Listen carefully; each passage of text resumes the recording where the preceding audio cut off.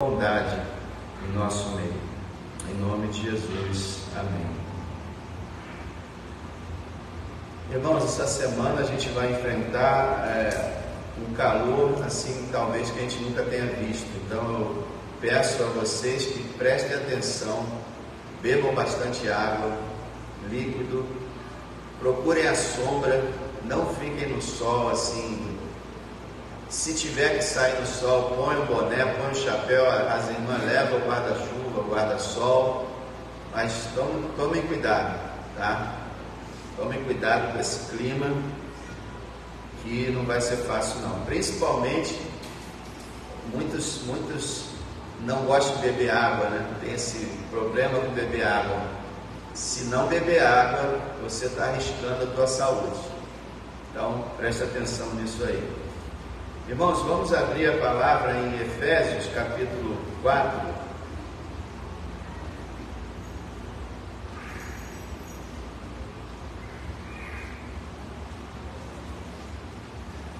Efésios, capítulo 4. Os irmãos lembram, versículo 27. Não deem lugar ao diabo. E o versículo 30, não entristeçam o Espírito Santo de Deus. Hoje é a quinta parte dessa mensagem que nós estamos vendo sobre alegrar o Espírito e barrar o diabo em nossas vidas. Nós temos o Espírito Santo dentro de nós e ao nosso favor. Nós temos o diabo ao nosso redor e contra nós. Só abrindo um parênteses, tá, irmão?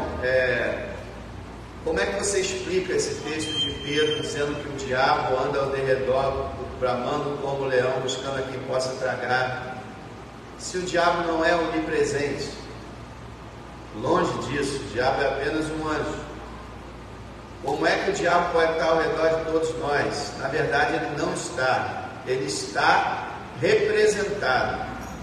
Cada filho de Deus tem, normalmente, algum demônio ao redor dele, lutando pela causa de Satanás, vamos dizer assim.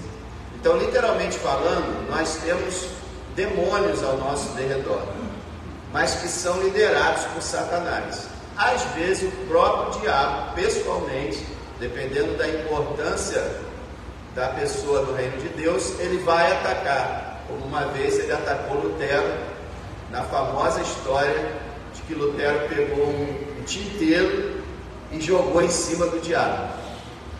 Quer dizer, ele percebeu a presença do diabo, a estratégia do diabo na vida dele ali, e ele teve essa reação indignada contra o diabo. Então, nós temos o Espírito Santo em nós, mas temos demônios ao nosso redor, trabalhando pelo diabo. E a gente pode, por causa dos nossos pecados, entristecer o Espírito e dar lugar ao diabo. E é isso que Paulo fala: não faça isso, não dê lugar ao diabo e não entristeça o Espírito. Então, dessa forma, a gente criou esse tema: alegre o Espírito, barre o diabo. Porque pelo poder do Espírito nós temos essa condição. Como o Tiago nos diz: resista ao diabo e ele fugirá de vocês. Então nós devemos fazer isso. E o interessante é que a nossa vida, ela vai, através do que a gente faz, do que a gente pensa, do que a gente fala, ela vai dar lugar ao diabo, entristecer o Espírito, ou vai alegrar o Espírito e barrar o diabo, dependendo do que a gente faz na vida. Veja como é importante isso. Irmão, se você quiser saber como deve viver um cristão, Efésios 4, 17 até o final da carta. Eu quero convidar você a estudar essa passagem. Em casa, pega a Bíblia, abre nesse texto, principalmente a partir do verso 20, capítulo 4, verso 20 até o final. Pega um papel ou mesmo no teu celular e começa a anotar na tua linguagem tudo aquilo que Paulo está recomendando fazer e não fazer. Você vai ficar impressionado. Nós temos nessa... Efésios é, disputando com Romanos, a carta mais importante, provavelmente, do Novo Testamento. Efésios é de uma riqueza extraordinária. E essa parte prática, Paulo aborda todas as áreas da nossa vida e diz o que fazer e o que não fazer. Aproveita, estuda, seja esclarecido, tá? Para você ficar mais forte ainda. Na semana, a outra, né? Não me lembro agora qual foi a semana, mas na última mensagem dessa série, nós falamos, agora indo para o capítulo 5, nós falamos que nós precisamos reconhecer a condição dos ímpios, lembra? E aí eu falei no verso 5, capítulo 5, verso 5, porque vocês sabem disso, que nenhum fornicador, ou impuro, ou avarento, o qual é idólatra, tem herança no reino de Cristo de Deus. Aqui Paulo está fazendo uma daquelas listas de exclusões do céu.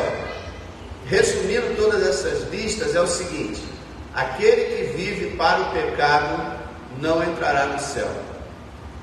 O cristão é aquele que resiste ao pecado, que luta contra o pecado, que não é um viciado no pecado, não vive dominado pelo pecado. A pessoa que vive assim, ele diz aqui, não tem herança. Então a gente precisa saber que aquele que não é cristão está perdido. Isso é uma coisa absurda a gente falar, né? Porque isso é uma coisa lógica para a igreja. Sempre foi: aquele que não é cristão está perdido. Porém, nós estamos vivendo dias tão maus que hoje em dia até mesmo os pregadores e as congregações estão na dúvida se realmente o não cristão está perdido. Qual é a condição do não cristão? E a Bíblia é clara. Diversas passagens nos mostram que aquele que não é cristão está perdido, e a gente precisa saber disso. A gente tem que ser convencido pela palavra a respeito disso. Agora, seguindo, o apóstolo nos fala que a gente precisa agora lembrar da nossa situação como cristãos. Veja, agora há pouco, anteriormente, precisamos lembrar da situação do não cristão. Agora ele diz que a gente precisa lembrar da nossa situação como cristão, para fazermos essa distinção. Há uma distinção muito profunda entre aquele que é cristão e aquele que não é. Só que essa distinção não está sendo mais reconhecida, porque muito joio tem invadido o campo de Deus. Tem muito joio no meio do trigo. Mas há uma distinção muito clara, tão clara quanto a diferença entre a luz e as trevas. Então veja bem, a nossa situação como cristão. Primeiro, versículo 8, você está no outro tempo. Olha o versículo 8. Porque no outro tempo, você reconhece isso? Você teve uma outra etapa da sua vida, um outro momento da sua vida, em que você não era cristão, mas agora você é. Então, em outro tempo, passado, e hoje é também um outro tempo, uma nova vida, uma vida nova. Eu costumo dizer que o cristão ele é marcado pela identificação que ele tem da linha do tempo. Imagina a linha do tempo da humanidade. No mundo ocidental, não no oriental, no mundo ocidental existe AC e DC.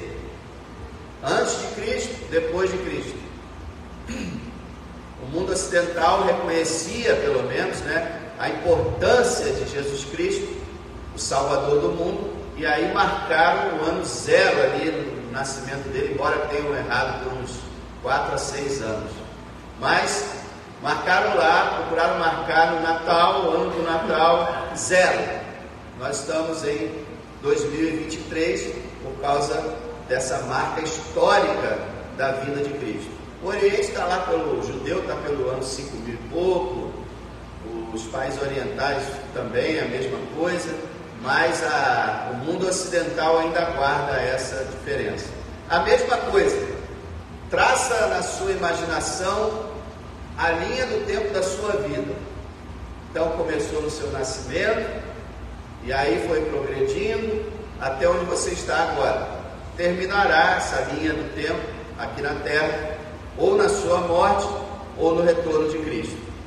Quando você olha para a sua vida, desde nascimento, infância, adolescência, fase adulta ou idosa, você tem que reconhecer uma marca nessa linha do tempo. Que marca é essa?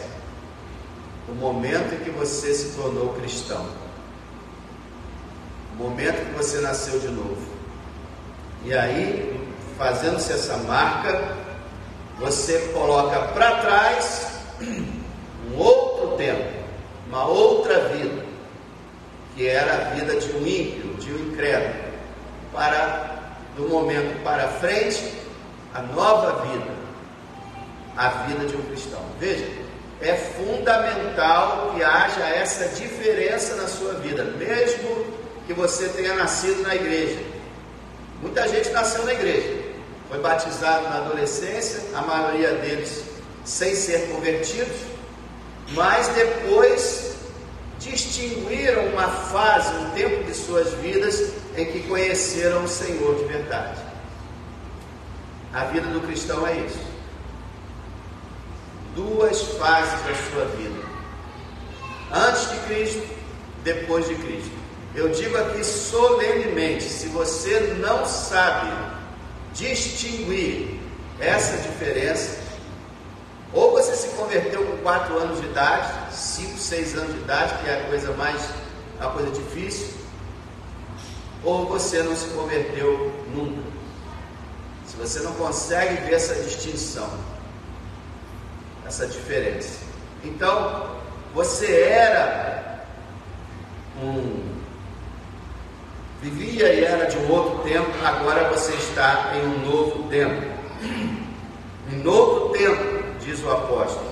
Agora notem bem o seguinte, no verso 8: porque novo tempo eram, mas agora são. Veja aí, noutro tempo eram, mas agora são. Então, mais uma vez, o apóstolo está marcando essa questão dessa divisão. Nós éramos uma coisa, agora somos outra.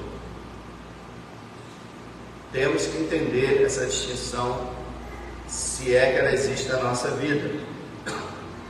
Não é só uma questão de se batizar, irmãos. Tem gente que marca isso, né? Não, batizei no dia tal. Isso não significa nada se não tiver havido a conversão, o novo nascimento, a transformação da sua vida. Então, eram, mas agora são. De novo aquela história, né? Eram, mas Deus, e mas agora. Vocês eram, agora. Estão entendendo o que eu estou falando? Eu espero que estejam. Não há cristianismo sem essa mudança, sem essa distinção.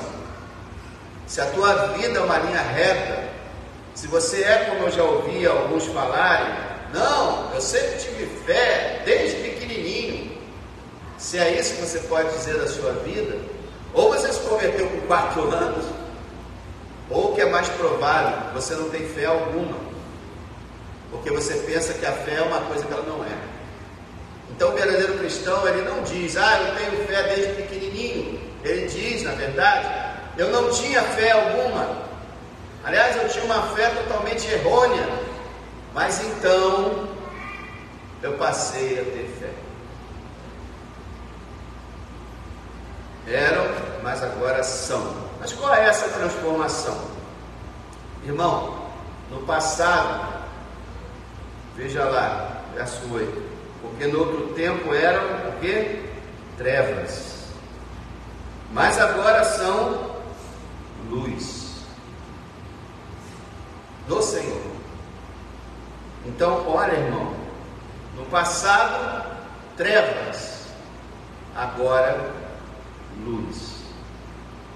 E a Bíblia, irmãos, ela fala muito sobre isso. Eu queria, só nesse tempo que nos resta, ver com você alguns textos que falam sobre isso, porque parece que a igreja moderna, as pessoas não estão percebendo a grandeza, a grandiosidade da distinção. Treva e luz. Tem alguma coisa mais diferente do que treva e luz? Onde há luz, não há treva. Onde há treva, não há luz. É muito diferente. Não é uma coisa mais ou menos. É radical. É profundo. Com o tempo, a igreja, com o passar dos séculos, ela perdeu essa ideia da profundidade. Sabe por quê? Porque o crente tem vivido uma vida tão fraca, tão parecida com o mundo, tão parecida com as trevas, que a gente parece que olha para todo lado e diz: ué, cadê a luz? E mesmo às vezes dentro da nossa própria experiência. E aí a gente, lá no subconsciente, a gente começa a achar que não existe a verdadeira luz, ou a distinção entre a luz e as trevas, mas há. Veja, versículo 8, então, vocês eram trevas, mas agora são luz do Senhor. Abra comigo, quero que você abra para você examinar, 1 Pedro, capítulo 2. Se você não quiser abrir, não tem importância, tá? Mas se você quiser, seria bom que você pudesse olhar com os seus olhos também. 1 Pedro, capítulo 2, verso 9. Uma descrição perfeita do que é um cristão, do que é a igreja. 1 Pedro 2, 9. Mas vocês são a geração eleita, o sacerdócio real, a nação santa, o povo adquirido, para que anunciem as virtudes daquele que os chamou das trevas para a sua maravilhosa luz. Irmão, já decorou esse texto? Decora. Que texto maravilhoso. O apóstolo Pedro, surpreendentemente, ele pega lá Êxodo, quando o Senhor está falando no Monte Sinai com o seu povo lá, Moisés está falando, o Senhor usando Moisés, e ele chama a mesma coisa que o Israel do Velho Testamento, o Israel espiritual do Velho Testamento, é o mesmo povo da igreja hoje. Ó, você, igreja, é a geração eleita, o sacerdócio real, a nação santa, o povo adquirido. Essa é a beleza da igreja e a importância da igreja. Mas para que a igreja está na terra?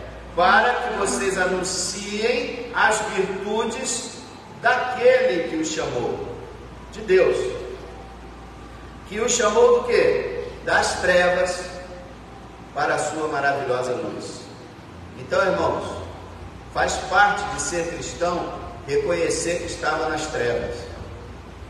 Eu também tremo de pavor quando eu vejo um cristão falar que nunca fez nada demais na sua vida, que não foi tão pecador assim, que não foi perverso como fulano, ciclano, beltrano. Nós estávamos nas trevas, e não há nada de bom nas trevas. Mas o Senhor nos chamou para a sua, não só para a sua luz, para a sua maravilhosa luz. E Pedro vibra com isso. E todo cristão deve vibrar com isso. Eu estava na escuridão, no reino de Satanás, mas agora eu estou na maravilhosa luz do mundo. E ele continua explicando o que é isso. Olha o verso 10. Vocês que em outro tempo, de novo, né? Em outro tempo, não eram povo. Olha o que é estar nas trevas. Vocês não eram povo, mas agora, olha a luz, são povo de Deus. Olha o que é estar nas trevas, que não tinham alcançado misericórdia. O juízo estava sobre nós, mas olha a luz, mas agora alcançaram misericórdia. Está aí. Se você não acha a luz que você está maravilhosa, é porque você não está sabendo avaliar direito. Mas é a maravilhosa luz do Senhor. Colossenses capítulo 1, volta agora, antes de Hebreus, depois de Efésios, Filipenses, Colossenses capítulo 1, verso 13. Esse capítulo 1, irmão, eu também recomendo a leitura dos irmãos. É um capítulo fantástico. Depois você possa estudar em casa. O verso 13. Ele, aqui o Pai, Ele nos tirou da potestade ou do império, do governo, da autoridade, das trevas e nos transportou para o reino do Filho do seu amor. Olha aí, meu amado. Ele tirou você das trevas, do império de Satanás. Ele tirou você. Às vezes eu vejo o evangelho falando como se ele tivesse saído, né? Não, eu saí. Amado, as algemas espirituais que te prendiam, nem toda a humanidade junta poderia tirar. Só o Deus Todo-Poderoso podia quebrar as correntes que prendiam suas mãos e seus pés. Aquele barulho da bola de ferro batendo no chão enquanto você tentava andar, só Deus podia tirar. Ele nos tirou, eu gosto da palavra império, tem outra versão que traduz assim, porque Satanás tem um império. O próprio Senhor chamou ele de príncipe desse mundo, só que é um império ilegal, é um império não permitido. Ele tirou você do império das trevas e te transportou para o reino do Filho do seu amor. Foi Ele que fez isso. E se você não valoriza isso, você está perdendo o melhor da vida cristã. Porque a alegria do cristão está em ver essas coisas e perceber isso. Eu estava na escuridão, viciado no pecado. Faça a descrição da sua vida. Só não me diga, por favor, eu te imploro, que você foi uma pessoa boa. Que não há ninguém bom nessa terra. Se você for uma pessoa que nunca usou drogas, que nunca foi alcoolizado, que nunca xingou palavrão, que fazia as coisas corretamente, ainda assim você era um grande pecador que foi guardado de cair totalmente na escuridão. Você foi preservado pela graça de Deus. Eu lembro, para a glória de Deus, que uma vez eu estava com dois, três, um era amigo, mais dois, três, e me ofereceram na rua, lá na posse, à noite, estava passando, me ofereceram droga. Pela graça de Deus, eu era do mundo, não tinha nada a ver com a igreja, pela graça de Deus, alguma coisa falou comigo e disse: não faça isso. E eu tive a força, a graça de dizer: não quero. Foi a minha salvação ali, não espiritual, mas a salvação da minha vida ali, física, porque eu sabia quem eu era E se eu experimentasse, eu iria continuar cada vez mais fundo, porque é o que eu era. Então, irmão, todos nós estávamos nas trevas, tendo ou não praticado alguma coisa, estávamos nas trevas, mas o Senhor nos tirou de lá para o reino do Filho do seu amor. Mateus capítulo 4,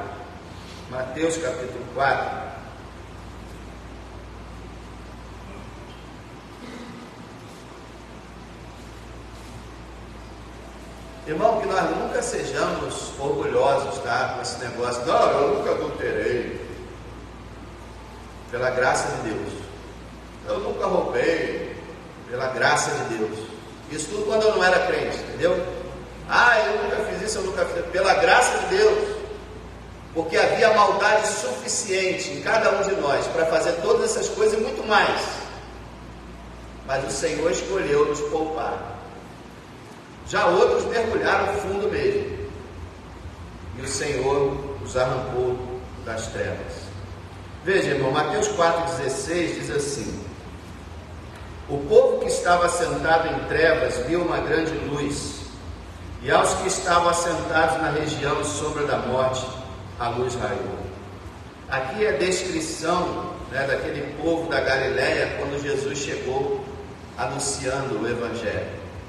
Esse texto não garante que aquele povo realmente se converteu, mas que eles estavam assentados nas trevas e viram a luz de Cristo através da sua presença, seus milagres, seu ensino. A gente sabe que Cafarnaum, Corazim, Betsaida, Cafarnaum, o Senhor acusou eles de não terem se convertido. Então é provável que esse texto fale apenas de uma influência que eles receberam. Agora, nós podemos usar esse texto na nossa vida. Nós estávamos assentados nas trevas, assentados, meu irmão. A ideia é que a gente estava afundado nas trevas, que a gente estava lá realmente na escuridão, assentado em trevas, e nós vimos uma grande luz. Jesus apareceu a nós. Nós estávamos assentados na região e sombra da morte, mas a luz raiou na nossa alma. E a gente deve ter uma alegria profunda disso ter acontecido. Não fosse Deus, isso jamais aconteceria. Veja em Atos capítulo 26. Atos 26.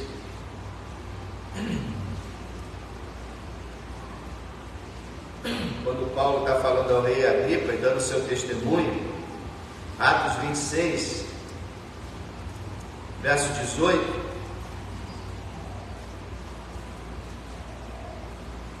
ele está narrando as palavras de Jesus para ele. No verso 16, mas levanta-te e põe-te sobre teus pés, porque te apareci por isso, para te pôr por ministro e testemunha, tanto das coisas que tens visto, como daquelas pelas quais te aparecerei ainda. Agora olha o verso 17, ele vai explicar o que é a conversão. Jesus: livrando-te deste povo e dos gentios a quem agora te envio. Olha o 18, para lhes abrires os olhos e das trevas os converteres à luz, e do poder de Satanás a Deus, a fim de que recebam a remissão dos pecados. E sorte aqui quer dizer, e uma porção, uma parte entre os santificados pela fé em mim. Esse texto, irmão, é uma maravilhosa descrição do que é uma conversão. E aqui o Senhor Jesus fala que é abrir os olhos de um cego. Irmão, só para o irmão entender, que talvez o irmão possa dizer alguma coisa parecida. Houve uma fase na minha vida que eu orava para 7 deuses diferentes, santos que a gente sabia que eram deuses, e o Deus que é o único Deus era o menos importante para mim. cegueira total e completa, aprendida, como diz lá 1 Pedro 1, pela tradição dos nossos pais. Irmão, seus pais eram cristãos, dê glória a Deus. Você nasceu no lugar onde você aprendeu, pelo menos teoricamente, a verdade desde a infância. Eu não. Eu aprendi reencarnação, kardecismo, espiritismo, aprendi tanta coisa. Eu era cego, você também. Era cego. E aí ele fala mais: das trevas os converteres à luz. Olha aí de novo. Estávamos na escuridão, nos voltamos, converter a isso. Olhávamos para as trevas, nada víamos de bom, mas achávamos que era bom. Estávamos tão cegos que para a gente a escuridão era boa. E de repente, pela graça de Deus, nos convertemos para a luz. Você lembra, amado, da sua vida, quando a luz raiou no seu coração, na sua mente, quando pela primeira vez você descobriu que Jesus é o caminho, a verdade e a vida? Você se lembra? Coisa maravilhosa, coisa espantosa. Eu mesmo posso olhar aqui para diversas pessoas e eu vi passarem a enxergar a luz. Estavam na escuridão, muitos aqui eu podia nomear aqui. Eu vi com os meus olhos passarem das trevas para a luz. E é o que o Senhor está falando aqui para Paulo: Paulo, eu vou usar você para tirar pessoas das trevas para a luz. Ele pode usar você, irmão, para tirar pessoas das trevas para a luz. E ele fala mais: e do poder de Satanás a Deus. Então, as trevas é o poder de Satanás, a luz é o poder de Deus. A conversão é tirar uma pessoa da autoridade, do domínio do diabo para a luz do poder de Deus. É algo muito profundo, irmãos, muito extraordinário, que a gente não dá valor às vezes, porque a gente não está estudando a Bíblia, a gente não está orando, a gente não está meditando, porque essas coisas não vêm pela internet, pela mídia, não vem através das novelas, não vem através de séries, não vem através de filmes, a não ser um ou outro muito raro. Vem através da palavra. A palavra, presta atenção, não é o que você sente, não é o que você acha, é o que a palavra diz. E aí o Senhor termina dizendo que essas pessoas receberiam a remissão dos pecados, seriam totalmente perdoadas, e uma porção entre os santificados pela fé nele. Quer dizer, passariam a ser santos, passariam a ter uma herança das trevas para a luz. 1 Tessalonicenses agora, 1 Tessalonicenses 5.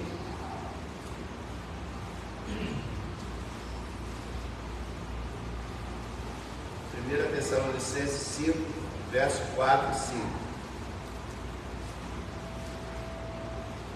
Mas eu quero começar no verso 1 para contextualizar que o apóstolo está falando sobre a volta de Cristo. E olha que maravilhoso.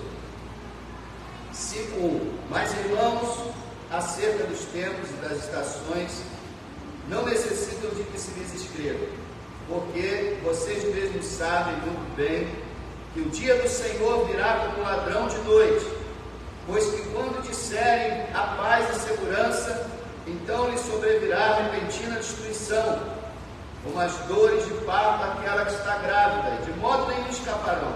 Irmão, essa passagem vai mostrar para a gente a incrível diferença entre o não cristão e o cristão. Vocês veem que Paulo descreve a vinda de Cristo para o não cristão como de um ladrão de noite, repentina, trágica, e fala que quando eles estiverem dizendo a paz e segurança, virá uma destruição da qual eles não vão escapar. Olha a diferença. Agora vem aquela palavra abençoada, verso 4. Mas, irmão, aprenda a prestar atenção no mais quando aparece, principalmente no Novo Testamento. Aqui ele vai falar de um abismo gigantesco de diferença entre o perdido e o salvo. O perdido é o que ele diz. Verso 4. Mas vocês, irmãos que são cristãos, já não estão em trevas. Está vendo aí? Vocês não estão em trevas. Você é cristão? Você não está em trevas. O diabo quer que você pense que você está em trevas, mas você não está. Você pode estar numa tribulação, numa dificuldade, numa dúvida imensa, mas você não está mais em trevas. É por isso que é importante ouvir a voz de Deus, não a voz do diabo. Vocês já não estão em trevas, para que aquele dia os surpreenda como um ladrão. Quer dizer, o povo de Deus que está na luz não será surpreendido na volta de Cristo. Verso 5. Porque todos vocês são filhos da luz, filhos do dia. Nós não somos da noite nem das trevas. Quer coisa mais clara do que isso? Muito claro, muito evidente. Meus amados, treva e luz não tem nada a ver um com o outro. E você passa a viver da seguinte forma: tem isso aqui para fazer, tem isso aqui para falar, tem isso aqui para agir. Pertence às trevas? Nada tem a ver comigo. Lembra quando Jesus falou? Se aproxima ao príncipe desse mundo, mas ele não tem nada em mim. Qualquer ação, qualquer palavra, qualquer coisa que você for ver, ou ouvir, ou agir, é das trevas, não me pertence. É da luz, é isso que eu vou fazer. Treva e luz. Sempre que você imaginar essas duas palavras, pense, por exemplo, num quarto, num cômodo, um quarto todo fechado, com uma lâmpada. Você liga a luz, as trevas se vão. Você apaga a luz, as trevas vêm. Ou é luz ou é trevas. Você não consegue deixar um cômodo dividido ao meio. Não, vou acender só metade do cômodo. Quando a luz chega, as trevas correm. Quando a luz se afasta, as trevas se aproximam. As trevas são inferiores à luz. Você já notou isso? As trevas não conseguem apagar a luz. Elas só existem quando a luz se retira.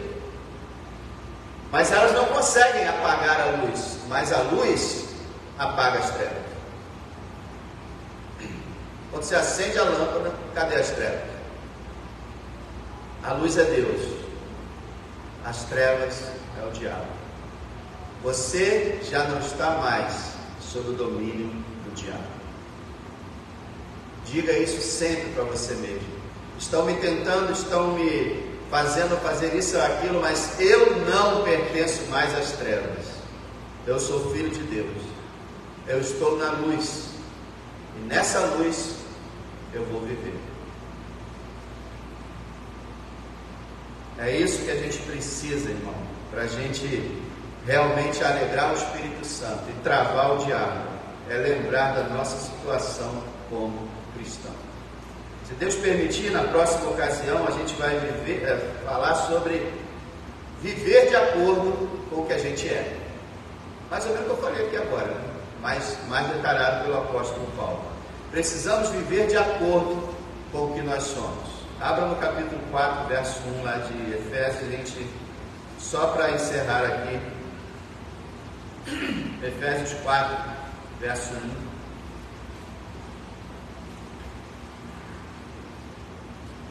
Rogo-lhes, pois eu, o preso do Senhor, que andem como é digno da vocação com que foram chamados. Está aí. Andem de forma digna. O irmão Diácono Paulo falou sobre esse assunto também.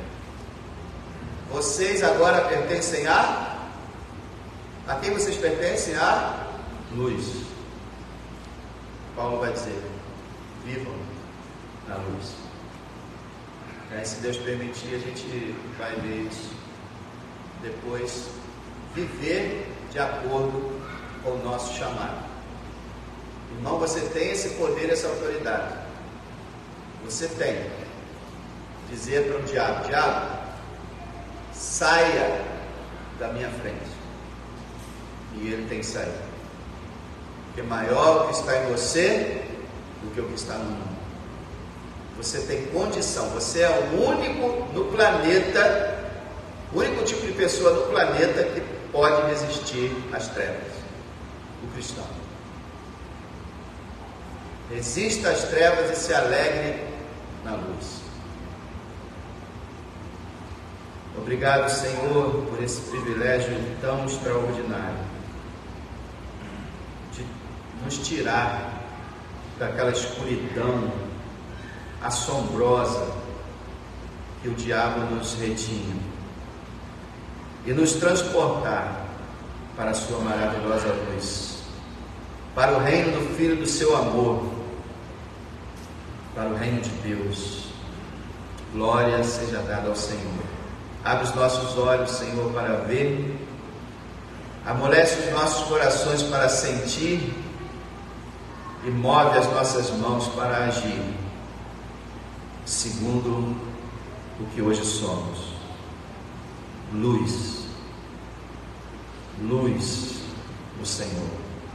Bendito seja o teu nome para sempre. Amém. Se Deus permitir, estaremos aqui às 19 horas. E tem reunião de obreiros, tá? Os obreiros fiquem aí para a gente fazer a reunião.